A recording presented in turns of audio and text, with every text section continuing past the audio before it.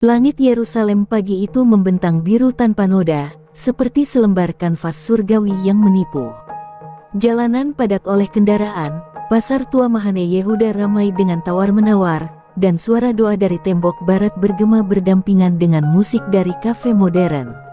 Kota ini, suci dan berdarah, berdenyut dengan rutinitas yang nyaris menipu kenyataan, bahwa di bawah kaki mereka, sesuatu sedang terbangun.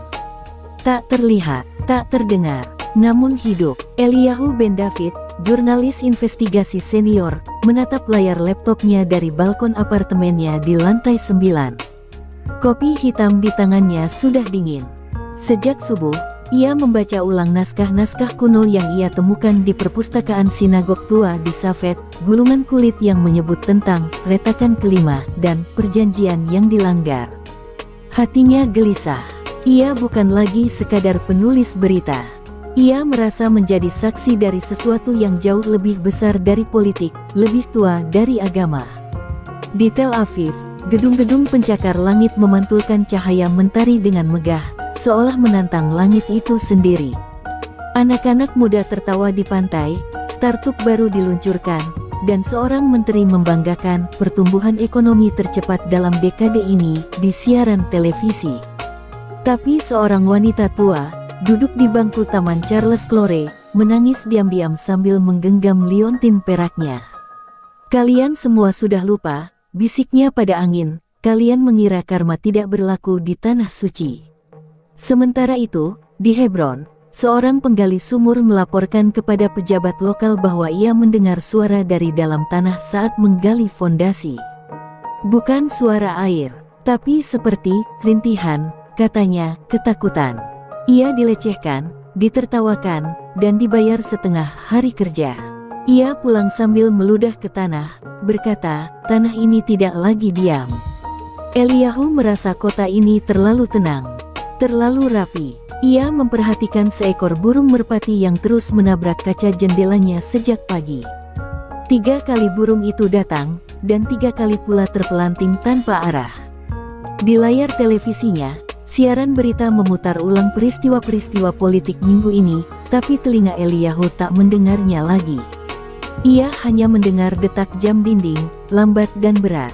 Waktu seolah menebas setiap menit dengan pedang yang tak terlihat.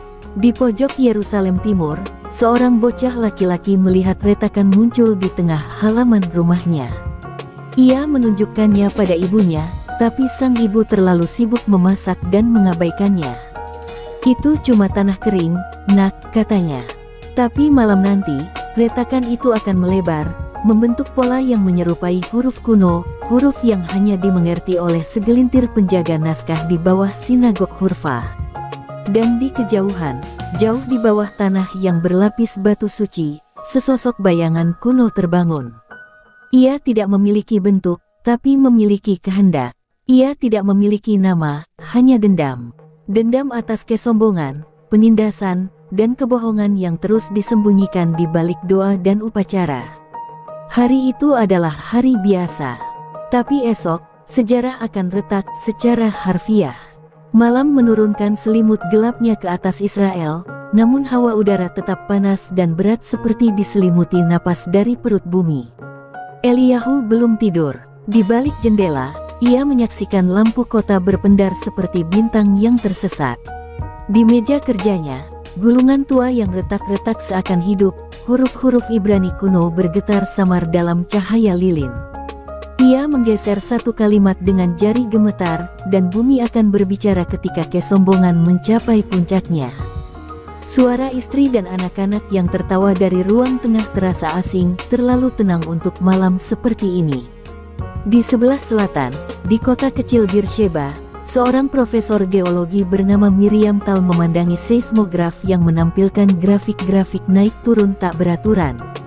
Ia menyipitkan mata, jantungnya berdetak lebih cepat. "Ini bukan hanya aktivitas biasa," gumamnya.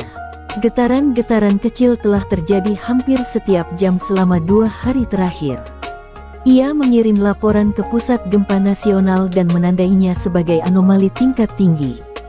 5 menit kemudian, ia menerima balasan singkat, "Overreacting. Data kamu rusak." Ia menatap layar dengan mata membara, lalu mencetak grafik dan menyimpannya di tas kulit usangnya. Jika kalian tak percaya pada data, kalian akan percaya pada reruntuhan, bisiknya. Sementara itu, di sebuah dusun terpencil di perbatasan Galilea, seorang rabi tua terbangun dari tidurnya dengan napas memburu. Ia bermimpi melihat tanah terbelah dan suara perempuan menangis dari dalam retakan. Ia menyalakan lilin dan membuka kembali kitab Zohar. Di sana, dalam bab yang jarang dibaca, ia menemukan kata-kata yang membekas, akan datang waktu di mana tanah perjanjian tidak lagi menjadi tempat pengampunan, melainkan cermin bagi kesalahan yang disembunyikan.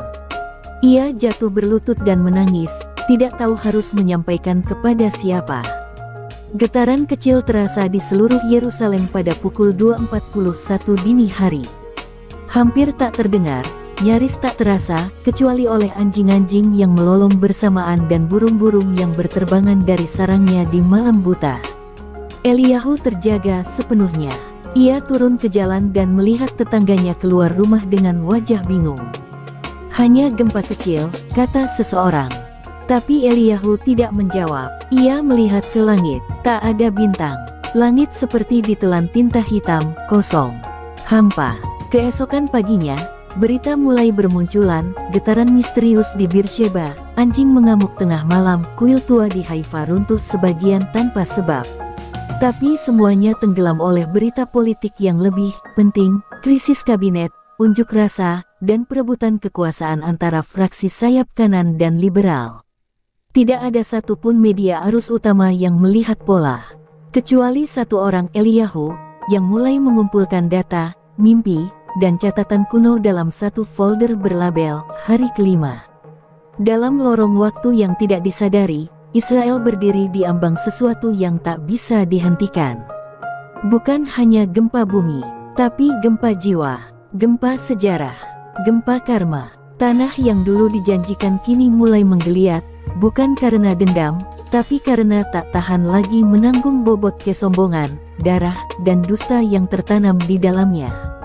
Dan di suatu tempat di bawah tanah, jauh di bawah fondasi kota suci, terdengar suara samar, seperti batu yang pecah dan sesuatu yang bernafas pelan tapi semakin keras. Hari itu dimulai seperti biasa. Matahari bersinar keemasan di atas dataran Yudea. Jalanan Tel Aviv kembali sibuk, pantai-pantainya mulai dipenuhi turis asing, dan anak-anak sekolah bersenda gurau di halaman.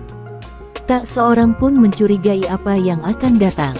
Tapi di jam digital kota Yerusalem, di atas menara pusat informasi, detik tampak bergerak lebih lambat dari biasanya, seolah waktu itu sendiri sedang menarik napas dalam-dalam. Dan tepat pada pukul 11.11 pagi, langit bersuara. Itu bukan suara gemuruh biasa. Itu adalah suara seperti ratusan tanduk shofar ditiup bersamaan dari dalam perut bumi, disusul getaran yang membuat semua orang membeku di tempat. Tanah bergelombang seperti lautan, dan dalam hitungan detik, jalanan terbelah. Mobil-mobil menggelinding ke dalam celah hitam yang tiba-tiba terbuka. Di Tel Aviv, gedung pencakar langit roboh seperti menara kartu. Orang-orang menjerit, mencoba melarikan diri, tapi tanah tak memberi mereka kesempatan kedua.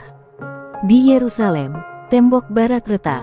Para rabi yang sedang berdoa di sana terjatuh, sebagian tertimpa batu besar. Gereja Makam Kudus kehilangan sebagian kubahnya. Menara-menara masjid tua runtuh bersamaan, seolah waktu memutuskan tak lagi membedakan tempat suci dari tempat fana. Semua akan diratakan, kata suara dalam kepala Eliyahu yang tengah menyaksikan kehancuran dari balkon apartemennya, yang sesaat kemudian juga ikut roboh, melemparkannya ke jalanan penuh debu dan puing. Sinyal komunikasi padam, internet hilang, pusat gempa nasional hangus, tak sempat mengirimkan laporan apapun ke luar negeri. Hanya radio rakitan tua di suatu pos militer di Negev yang masih bisa menangkap suara-suara, ratapan, takbir, doa, dan jeritan bercampur menjadi satu frekuensi yang mustahil dibedakan. Dan jauh di bawah reruntuhan Haifa, pelabuhan ambruk ke laut, membentuk pusaran air hitam yang menyedot kapal-kapal nelayan seperti tangan raksasa dari bawah bumi. Eliyahu terbangun di antara serpihan beton dan debu darah. Lututnya robek, matanya buram, tapi ia hidup. Ia melihat sekeliling, ratusan tubuh. Beberapa diam, beberapa menangis, beberapa hanya menatap langit dengan mata kosong. Ia melihat seorang bocah memeluk ibunya yang sudah tak bernyawa, lalu berjalan tanpa arah, masih memanggil-manggil, "Ima, Ima, ibu, ibu." Suatu rasa yang tak bisa dijelaskan mulai tumbuh dalam dada Eliyahu, bukan sekadar duka, tapi keyakinan bahwa ini bukan semata bencana alam. Ini adalah jawaban. Di bawah reruntuhan Knesset, para politisi yang pernah berselisih kini mati berdampingan. Tidak ada bedanya siapa yang berkuasa, siapa yang paling suci, atau siapa yang paling benar. Di tengah kehancuran itu, hanya satu hal yang terasa nyata, bahwa waktu untuk penghakiman telah tiba, dan bahwa ini bukan kehancuran tanpa sebab, ini adalah hasil karma, yang telah lama ditanam dan diabaikan, kini memanen hasilnya dengan tangan batu dan darah. Dan di ujung matahari yang tertutup kabut debu, tampak siluet samar seorang wanita tua yang berdiri di atas Bukit Zaitun. Ia tidak lari, ia hanya menatap kota yang retak dan berkata lirih, "Akhirnya, tanah ini bicara." Asap masih naik dari reruntuhan kota ketika Eliyahu merangkak keluar dari timbunan puing yang pernah menjadi apartemennya. Dunia terasa seperti mimpi buruk yang dilukis dengan warna darah dan abu. Jalan-jalan tak lagi dikenali, hanya tumpukan batu dan daging. Tidak ada ambulans, tidak ada sirene, hanya tangisan dan teriakan minta tolong. Suara manusia yang ditelanjangi dari teknologi dan kuasa, kembali menjadi makhluk rapuh di hadapan tanah yang marah. Di dada Eliyahu, hanya satu kalimat bergema, "Ini bukan hanya bencana, ini penghakiman." Ia berjalan melewati tubuh-tubuh yang tak bernyawa. Seorang pria dengan jubah rabi memeluk seorang perempuan Arab yang tertindih reruntuhan. Mereka berdua mati dalam pelukan yang tak akan pernah terjadi dalam kehidupan normal. Di dekat taman yang runtuh, ia melihat seorang mantan menteri yang dulu ia wawancarai di televisi kini merangkak mencari air di antara pecahan kaca. Wajah sombongnya hilang, diganti panik seperti binatang yang kehilangan kandangnya. Eliyahu berpikir, disinilah karma menghapus jabatan dan gelar. Di tempat lain, suara-suara mulai bermunculan dari mulut para penyintas, bukan hanya keluhan, tapi pengakuan. Seorang tentara muda menjerit, "Ini hukuman. Aku tahu, aku pernah menendang anak kecil karena perintah." Di sebuah reruntuhan masjid, seorang pria tua bersujud, bukan untuk meminta keselamatan, tapi untuk memohon ampun. "Kami lupa batas. Kami pikir kami bisa menulis hukum kami sendiri dan menantang langit," katanya sambil menepuk-nepuk tanah yang kini diam. Dan entah dari mana, muncul rumor yang menyebar cepat dari mulut ke mulut, bahwa bencana ini telah disebut dalam kitab-kitab kuno. Bahwa ini bukan sekadar gempa, tapi penyeimbang akhir, tahap pertama dari hari kelima, seperti yang tertulis dalam gulungan-gulungan rahasia yang tersembunyi sejak abad lampau. Banyak yang menolak mempercayainya, menyebutnya tahayul. Tapi, lebih banyak lagi yang mulai mencari maknanya, karena satu hal telah menjadi jelas bagi semua, tidak ada yang kebetulan dalam kehancuran sebesar ini. Di reruntuhan sinagoga tua di Tesfat, seorang anak muda menemukan potongan gulungan dengan tinta yang belum pudar. Di sana tertulis, apabila darah sesama dicurahkan di tanah suci demi ego dan kekuasaan, maka tanah akan bangkit dan menolak semuanya. Anak muda itu membawa gulungan itu keliling kota, memperlihatkannya pada siapapun yang masih bisa membaca. Dan di mata para korban, satu demi satu, tampak ketakutan yang berubah menjadi pengertian. Mereka mulai menyadari, mereka tidak sedang dihukum oleh Tuhan, tapi ditampar oleh sejarah yang mereka sendiri lukai. Eliyahu duduk di dekat reruntuhan rumah sakit yang runtuh total, menatap langit kelabu. Di tangannya ada buku catatannya yang lusuh. Ia mulai menulis kembali, bukan artikel, bukan laporan, tapi kesaksian. Ia menulis, karma bukanlah makhluk gaib yang membalas dendam. Karma adalah sistem alam yang mencatat, menyerap, dan mengembalikan. Dan kami telah menciptakan gempa ini, satu kebohongan dan satu keangkuhan dalam satu waktu. Dan malam itu, ketika suara jeritan mulai digantikan oleh keheningan dan doa, tanah pun mulai tenang. Bukan karena bencana telah usai, tapi karena pelajaran pertama telah dimulai. 3 hari setelah gempa besar, matahari terbit di atas tanah yang telah berubah menjadi kuburan terbuka. Tidak ada lagi peta, tidak ada batas wilayah. Kota-kota telah hancur, jalan-jalan telah lenyap, dan identitas geografis tercerabut dari akar sejarahnya. Tapi di tengah kehancuran itu, manusia mulai merangkak kembali menuju cahaya. Sekelompok penyintas dari berbagai latar belakang mulai berkumpul di dataran tandus di antara reruntuhan Yerikho dan Laut Mati. Mereka mendirikan tenda dari selimut, menyalakan api dari pecahan kayu, dan menyebut tempat itu dengan nama baru yang hanya mereka tahu, Hair Hasetika, Kota Keheningan. Tidak ada pemimpin, tidak ada agama yang lebih tinggi dari yang lain. Di kota tanpa nama ini, orang-orang duduk melingkar, makan dari mangkuk yang sama, dan saling bertanya satu hal sederhana, Asteris, apa yang telah kita lakukan? Asteris, seorang perempuan Yahudi tua dan seorang pemuda Palestina duduk berdampingan, membagi air dari botol terakhir. Kita terlalu lama percaya bahwa kita berseberangan, kata perempuan itu. Padahal kita sedang berdiri di tanah yang sama, dan kini dikubur bersama. Eliyahu tiba di sana setelah berjalan 2 hari tanpa arah. Bajunya compang camping, matanya cekung, dan jiwanya terbakar oleh rasa bersalah yang tak bisa dijelaskan. Tapi begitu melihat api unggun dan mendengar suara tawa anak-anak yang mulai kembali, ia menangis, bukan karena luka di tubuhnya, tapi karena harapan yang tiba-tiba muncul dari sisa-sisa neraka.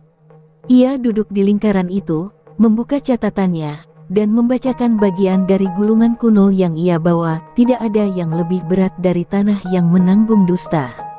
Maka bebaskan ia dengan kebenaran, bukan perang. Seorang mantan tentara berdiri dan mengangkat tangannya. Ia mengakui dengan suara gemetar bahwa dulunya ia menghancurkan rumah orang tanpa rasa bersalah. Seorang mantan pemukim ilegal menunduk dan berkata bahwa ia kini mengerti bahwa tanah tidak bisa dimiliki, hanya dijaga. Seorang penyintas dari Gaza berbisik bahwa ia selama ini mengira semua yang di sisi lain adalah iblis, tapi ternyata kita semua hanya takut dan saling mewariskan kebencian. Pengakuan demi pengakuan tumbuh di udara, seperti bunga yang berani tumbuh di antara puing. Namun tak semua bisa menerima. Sebagian yang selamat memilih membangun tembok baru, menjauh, menciptakan struktur kekuasaan lama dengan radio 2 arah dan senjata hasil jarahan. Mereka menyebut kelompok di Kota Keheningan sebagai orang-orang sesat, pengkhianat sejarah, penebus dosa yang tidak diminta. Mereka bersumpah untuk memulihkan kembali tatanan dan kemurnian. Dan dari kejauhan, api lain menyala, api kebencian yang belum benar-benar padam, hanya tertimbun untuk sementara. Eliyahu menatap sekelilingnya malam itu. Kota itu belum punya bangunan, tak punya hukum, bahkan belum punya nama resmi. Tapi ia tahu, disinilah kebenaran mulai dikumpulkan kembali, serpihan demi serpihan. Ia menulis dalam catatannya, kota ini tidak dibangun dengan batu, tapi dengan luka. Dan mungkin itu satu-satunya pondasi yang jujur. Saat ia menutup catatannya, angin bertiup membawa suara samar dari kejauhan, tangisan, tawa, dan ancaman. Semuanya bercampur, seperti masa depan yang belum dipilih. Dan malam itu, bintang-bintang akhirnya kembali muncul di langit Israel, bukan sebagai pertanda damai, tapi sebagai saksi. Saksi atas bangsa yang kini berdiri di antara 2 jalan, melanjutkan karma, atau mengakhirinya. Angin dari arah selatan membawa aroma logam dan debu mesiu. Di kejauhan, debu merah membumbung tinggi di langit gurun, bukan karena angin alam, melainkan jejak konvoi kendaraan lapis baja yang telah dirakit dari puing-puing militer. Mereka menyebut diri mereka Hemkomim, yang menuntut balas. Di bawah kepemimpinan mantan jenderal bernama Barak Neria, kelompok ini muncul dari reruntuhan Beersheba dan mengumpulkan siapa saja yang menolak pengakuan dosa massal. Bagi mereka, gempa adalah ujian kekuatan, bukan teguran moral. Mereka membawa bendera baru, bukan lambang negara, bukan lambang agama, tapi simbol mata api yang terbuka di tengah padang gurun. Dalam sebuah pidato yang direkam lewat pemancar radio tua, Barak berkata dengan suara membakar, "Tanah ini tak butuh tangisan. Ia butuh kendali." Mereka yang meratap di kota keheningan adalah Benalu. Mereka ingin menghapus sejarah. Tapi sejarah harus ditegakkan dengan tangan besi. Suara itu menjalar lewat frekuensi ke penjuru reruntuhan, mencapai telinga Eliyahu dan para penyintas. Ketika mereka mendengarnya, keheningan di kota kecil mereka berubah menjadi kegelisahan. Tak ada yang berkata apa-apa, tapi semua tahu badai lain sedang datang. Bukan dari bumi, tapi dari manusia. Seorang mantan perawat bernama Yara berdiri dan menggenggam tangan Eliyahu, suaranya bergetar. Apakah kita akan membiarkan mereka datang dan menghancurkan tempat ini seperti yang mereka lakukan dulu, sebelum gempa? Eliyahu hanya menatap api unggun. Di dalam dirinya berkecamuk rasa takut dan kemarahan, tapi juga satu hal baru, tekad. Kita tidak boleh melawan dengan cara yang sama. Jika kita pakai kekerasan, kita menjadi mereka. Tapi bagaimana melawan kekuatan yang datang dengan senjata tanpa menumpahkan darah lagi? Keesokan harinya, seorang penyintas muda dari Hebron datang dengan napas terengah-engah. Mereka hanya berjarak 2 hari perjalanan. Mereka sedang rekrut orang dari reruntuhan. Mereka menjanjikan makanan, senjata, dan balas dendam. Ketegangan meledak di antara warga kota keheningan. Beberapa ingin bertahan dan menghadapi apapun yang terjadi. Tapi sebagian lain mulai meragukan filosofi damai yang diusung tempat itu. Apa gunanya merenung kalau kita dibunuh sebelum selesai berpikir? Seru seorang ayah muda. Percakapan damai berubah menjadi perdebatan tajam. Luka lama terbuka lagi, luka ketakutan, pengkhianatan, dan insting bertahan. Malam itu, Eliyahu berjalan sendiri keluar batas tenda. Ia menatap gurun selatan yang gelap dan sunyi, tapi terasa seperti menyimpan ribuan mata yang mengintai. Di tangannya, gulungan tua dari Zohar terbuka tertiup angin. Ia membaca, ketika suara dari selatan datang dengan nyala dendam, "Ujilah hati kalian. Apakah kalian akan membalas, atau menegakkan cahaya?" Ia menangis, bukan karena takut, tapi karena tahu bahwa pilihan di hadapan mereka bukan hanya antara hidup dan mati, tapi antara menjadi manusia, atau kembali menjadi binatang. Pagi harinya, keputusan dibuat. Kota keheningan akan tetap terbuka. Tidak ada benteng, tidak ada senjata, tapi mereka akan menghadapinya bersama. Dengan kebenaran, dengan kesaksian, dengan suara. Mereka menyiapkan tempat di tengah kota, sebuah panggung tanah di mana siapapun dari kelompok penyerbu bisa datang dan mendengar langsung cerita dari korban, bukan lewat propaganda, tapi lewat luka yang masih terbuka. Jika mereka masih punya hati, mereka akan mendengar, kata Eliyahu. Dan di kejauhan, suara dari selatan makin keras. Bukan suara kendaraan, tapi suara Mars, suara langkah, suara masa lalu yang menolak mati. Fajar menyingsing di atas kota keheningan dalam diam. Tidak ada burung yang berkicau. Tidak ada anak-anak yang bermain. Semua orang berdiri dalam lingkaran, memegang tangan satu sama lain, membentuk perisai manusia tanpa senjata. Di tengah lapangan debu, Eliyahu berdiri di atas panggung tanah yang telah mereka bangun. Di belakangnya berdiri Yara, si perawat, Rashid, si penyintas Gaza, dan Miriam, nenek tua dari Safed. Mereka adalah saksi hidup dari dua sisi sejarah yang dulu saling menghapus, tapi kini menyatu dalam luka dan harapan. Mereka menanti, dan dari kejauhan, tanah mulai bergetar. Tapi bukan karena gempa. Dari arah selatan, barisan api datang. Kendaraan baja buatan sendiri, pria-pria bersenjata dengan penutup wajah, dan panji merah dengan mata terbakar dikibarkan tinggi. Barak Neria berjalan di depan mereka, penuh percaya diri. Matanya tak berkedip saat melihat tenda-tenda rapuh dan wajah-wajah tanpa pelindung. Tapi yang membuat langkahnya ragu sejenak bukanlah kekuatan lawan, melainkan ketenangan mereka. Tidak ada yang lari, tidak ada yang menjerit. Mereka berdiri, melihat, dan diam. Dan dalam diam itu, ada sesuatu yang lebih menggetarkan dari teriakan perang, keberanian untuk tidak membalas. Eliyahu melangkah maju. Ia tak membawa pelindung apapun kecuali lembaran catatannya. Dengan suara tenang tapi menusuk, ia berkata, "Kami tahu kalian marah. Kami tahu kalian merasa ditinggalkan, dikhianati oleh sejarah dan bencana. Tapi kami juga. Kami di sini bukan untuk menjadi korban lagi, atau musuh. Kami adalah mereka yang memilih untuk tidak terus mewariskan rasa sakit." Beberapa prajurit Hemkomim menatap bingung. Mereka tak diajari menghadapi lawan yang tidak membenci. Mereka dilatih untuk memukul, bukan mendengar. Barak tertawa sinis. "Kalian pikir bisa menyelamatkan dunia dengan pidato, dengan puisi dan tangan kosong?" Ia mengangkat tangannya sebagai isyarat untuk menyerbu. Tapi sebelum perintah itu turun, Miriam maju ke depan. Ia tak bicara. Ia hanya menunjukkan foto cucunya yang tewas di reruntuhan Yerusalem. Di belakangnya, satu persatu, penyintas lain mengangkat benda, mainan, buku robek, potret keluarga, sebagai bukti nyata dari kehilangan. "Inilah harga dari kekerasan yang kalian bawa. Lihatlah, jika kalian masih bisa melihat," kata Miriam dengan suara rapuh, namun menggetarkan. Dan sesuatu yang tak terduga terjadi. Seorang pemuda dari pasukan Hemkomim meletakkan senjatanya. Wajahnya pucat. Ia menatap Eliyahu, lalu pada foto anak-anak yang hancur. Ia menangis. Seorang lainnya mengikuti.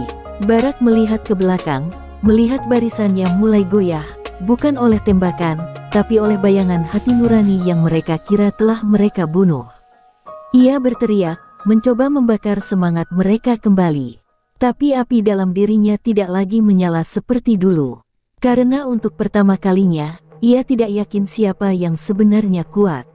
Eliyahu turun dari panggung, berjalan ke arah Barak. "Kami tidak ingin mengalahkanmu. Kami hanya ingin berhenti kalah terus-menerus." Sebagai manusia, Barak menatapnya, mata pemimpin yang perlahan kehilangan pengikut. Ia menurunkan tangannya. Tidak ada serangan, tidak ada ledakan, hanya keheningan. Kali ini, bukan karena ketakutan, tapi karena kelelahan atas kebencian yang terlalu lama diwariskan.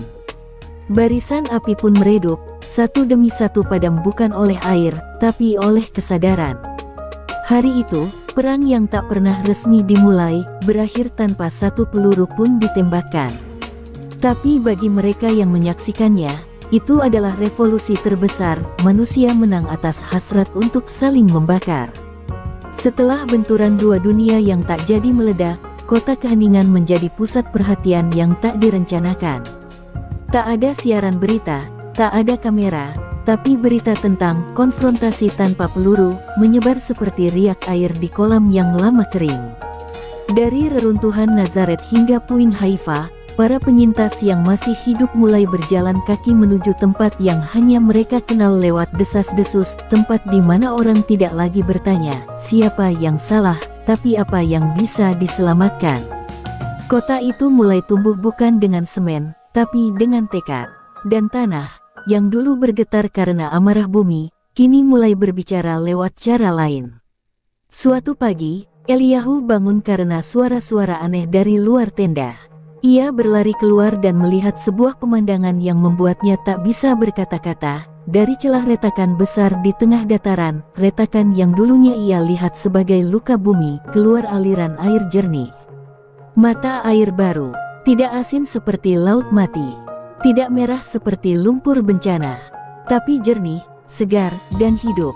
Yara meminum seteguk, lalu menangis tanpa suara. Tanah ini, dia tidak membenci kita. Dia hanya menunggu kita berubah. Air itu menjadi simbol. Orang-orang mulai menyebutnya Maim Sel Tesufa, air pertobatan. Dan di sekeliling sumber itu, mereka membangun lingkaran batu kecil, bukan sebagai kuil atau monumen, tapi tempat duduk untuk mendengar satu sama lain. Setiap malam, seseorang akan duduk di tengah dan menceritakan kisahnya. Tentang anak yang hilang, tentang rumah yang tak bisa kembali, tentang perang yang dulu dibanggakan, kini disesali. Dan tanah, yang dulu diam, kini menjadi panggung pengakuan dan penyembuhan. Namun, tidak semua bisa berdamai. Sebagian orang, yang dulu bagian dari Hemkomim, memilih mengasingkan diri. Mereka tinggal di perbukitan sepi, membawa dendam yang belum bisa luruh sepenuhnya. Tapi bahkan di antara mereka, suara keraguan mulai tumbuh. Beberapa kembali secara diam-diam, meletakkan batu di lingkaran sebagai tanda hadir, lalu pergi sebelum fajar. Kota Keheningan tidak mencatat nama, tidak menyimpan catatan, tapi mengingat wajah dan luka. Dan itu sudah cukup. Barak Neria. Ia tak terlihat lagi sejak hari penurunan senjata. Tapi suatu malam, Eliyahu menemukan gulungan kertas terselip di bawah batu di lingkaran air. Tulisan tangan kasar, namun jelas mereka bilang pemimpin seharusnya kuat. Tapi mungkin yang lebih dibutuhkan adalah pemimpin yang cukup lemah untuk menyesal. B. Eliyahu menyimpan kertas itu di catatannya. Ia tahu, pengampunan bukanlah penghapusan, tapi pelunakan. Dan itu pun sebuah keajaiban. Tanah Israel, yang dulu diperebutkan dengan darah, mulai dihidupi kembali dengan kisah. Tidak lagi tentang siapa yang lebih dulu datang, tapi siapa yang mau tinggal tanpa menyakiti. Dari bekas tembok yang runtuh, orang membangun taman kecil. Dari reruntuhan masjid dan sinagoga, anak-anak membuat sekolah tanah liat. Dan malam-malam yang dulu penuh sirine dan bom kini diisi suara dongeng dan doa dalam berbagai bahasa. Tanah itu, yang pernah menangis, kini berbisik, "Aku bukan milik siapapun. Tapi aku bisa menjadi rumah, jika kalian mau belajar hidup berdampingan." Dan Eliyahu, yang dulu hanya ingin memahami gempa dari teks dan nubuat, kini tahu, tanah tidak pernah diam. Ia hanya menunggu manusia mendengarkan. Musim panas mulai menyelimuti tanah itu dengan panas yang membakar, dan bayangan-bayangan lama kembali memanjang di atas kota Keheningan. Meski sumber air terus mengalir, dan anak-anak mulai berlarian di antara puing yang ditumbuhi rerumputan liar, suasana hati para penyintas tidak semuanya tenang. Luka, seperti akar pohon tua, tetap menjalar di bawah tanah, tak terlihat namun menggerogoti fondasi jiwa. Yara, yang selama ini menjadi cahaya bagi banyak orang, mulai diam, lebih sering termenung di dekat mata air. "Aku terus melihat wajah adikku," bisiknya suatu malam pada Eliyahu. "Aku tidak tahu apakah dia akan memaafkanku karena aku masih hidup." Eliyahu merasa gelisah. Malam-malam di mana kota Keheningan penuh suara kini mulai disusupi isak tangis yang tersembunyi, jeritan mimpi buruk yang lirih, dan tatapan kosong dari wajah-wajah yang mencoba tersenyum. Mereka telah membangun tempat damai, tapi tak seorang pun benar-benar bebas dari hantu masa lalu. "Apakah ini harga dari bertahan hidup?"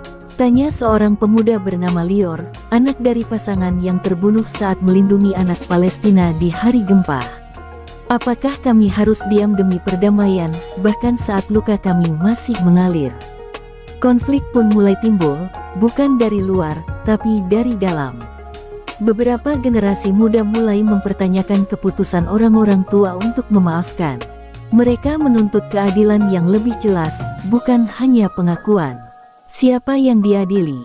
Siapa yang bertanggung jawab?" seru seorang gadis bernama Rina dalam pertemuan lingkaran batu. "Kita menyambut mereka yang dulu membawa senjata, tapi tidak pernah meminta mereka benar-benar menebus dosanya." Beberapa orang tua marah, beberapa menangis. Kota itu mulai bergetar kembali, bukan karena tanah, tapi karena hati yang resah. Eliyahu tahu, mereka telah membangun jembatan, tapi mereka lupa bahwa jembatan juga harus dijaga agar tak runtuh oleh beban yang terlalu lama disangkal. Ia pun memutuskan untuk melakukan sesuatu yang belum pernah terjadi di kota itu, pengadilan terbuka, tapi bukan untuk menghukum, melainkan untuk mendengarkan secara resmi. Siapapun bisa bicara, siapapun bisa ditanya, termasuk dirinya. "Kalau kita ingin perdamaian bertahan," katanya, "maka luka-luka harus diberi ruang, bukan disembunyikan." Pengadilan itu dilangsungkan di tengah lingkaran batu, di bawah langit malam. Seorang mantan tentara dari Hemkomim mengaku bahwa dulu ia memukul tahanan hanya karena ia mirip seseorang yang membunuh saudaranya. Seorang wanita tua menangis saat mengakui bahwa ia menolak memberi air pada anak-anak yang bukan dari kaumnya. Rina sendiri berdiri dan berteriak, "Aku ingin ayahku hidup." Dan kalian pikir cerita-cerita ini cukup untuk menebusnya? Tak ada yang menjawab, tapi tak ada yang menolak tangisnya. Itu cukup. Malam itu, mereka tidak menyelesaikan apapun. Tidak semua luka ditutup, tidak semua orang merasa lega. Tapi untuk pertama kalinya, rasa sakit diberi tempat berdiri. Tanpa ditutupi oleh simbol, tanpa dikaburkan oleh idealisme. Hanya manusia dengan segala luka dan upayanya untuk terus bernapas. Dan Eliyahu menyadari, mungkin tanah itu berbicara bukan untuk mengakhiri penderitaan, tapi untuk mengajarkan mereka cara hidup berdampingan dengan luka yang tak bisa dihapus. Dan dari kejauhan, langit mulai berubah warna. Bukan fajar, tapi kilatan aneh di Cakrawala Timur, sebuah pertanda baru yang belum mereka pahami. Dan sekali lagi, harapan dan ketakutan berjalan berdampingan. Langit di timur memancarkan cahaya yang bukan fajar. Warna merah tembaga bercampur abu menyelimuti Cakrawala seperti luka lama yang kembali terbuka. Para penghuni kota keheningan berkumpul di dataran tinggi, menatap jauh ke arah Yericho, tempat munculnya nyala api besar yang tak biasa. Sebuah ledakan terjadi di wilayah yang belum dijamah kembali sejak gempa. Tak ada yang tahu penyebabnya, senjata yang meledak sendiri, gempa susulan, atau mungkin kehancuran terakhir dari dunia lama yang menolak mati dengan tenang. Tapi yang pasti, getarannya terasa. Bukan hanya di tanah, tapi di dada mereka semua. Yara berdiri di tepi batu tertinggi, memandangi cahaya aneh itu. "Apa ini peringatan?" gumamnya. Eliyahu di sampingnya, memegang buku catatannya yang kini hampir penuh. Atau mungkin, ini pengingat bahwa bahkan cahaya bisa membakar kalau datang terlalu cepat. Di belakang mereka, anak-anak yang lahir pasca gempa mulai menggambar di atas tanah, rumah, sungai, matahari, dan wajah-wajah tersenyum. Mereka belum tahu betapa rumit dunia yang mereka warisi. Tapi mungkin itulah harapan yang paling murni, mereka menggambar dunia bukan dari ingatan, tapi dari imajinasi. Malam itu, mereka berkumpul terakhir kalinya dalam lingkaran batu. Tak ada pidato, tak ada upacara, hanya nyanyian rendah, dinyanyikan dalam banyak bahasa. Ibrani, Arab, Inggris, bahkan Aram tua yang dibisikkan Miriam dengan suara serak. Setiap orang membawa sesuatu untuk dibakar di api kecil tengah lingkaran, secarik kertas, potongan baju, foto yang telah kusam. Tapi bukan sebagai penghapusan, melainkan sebagai persembahan. Mereka tidak ingin melupakan, mereka ingin mengakui bahwa mereka pernah gagal, bahwa mereka pernah menyakiti, dan bahwa mereka masih hidup. Di tengah api itu, Eliyahu berdiri dan membaca kalimat terakhir dari catatannya. Tanah ini telah berbicara melalui retakan, darah, dan doa. Bukan untuk menghakimi, tetapi untuk mengingatkan bahwa kebenaran tanpa belas kasih adalah kekejaman, dan belas kasih tanpa kejujuran adalah ilusi. Kami memilih berjalan di antara keduanya, dalam luka, dalam cahaya, dalam diam. Keesokan paginya, beberapa orang pergi. Mereka memutuskan untuk menyebar ke kota-kota runtuh, membangun kembali dengan cara berbeda. Bukan sebagai penakluk, bukan sebagai korban, tapi sebagai penyaksi. Rina, yang dulu marah, kini memimpin sekelompok muda-mudi menuju reruntuhan Java untuk membangun rumah cerita. Yara menetap di mata air, merawat yang datang. Rashid pulang ke Gaza, membawa pesan dari kota yang dulu tak punya nama. Hanya Eliyahu yang tertinggal, duduk di batu tua, menatap tanah yang dulu ia kira hanya peta nubuatan, kini menjadi tubuh hidup yang pernah memberinya pelajaran paling dalam. Dan pada malam terakhirnya di kota itu, Eliyahu mendengar suara kecil dari dalam bumi.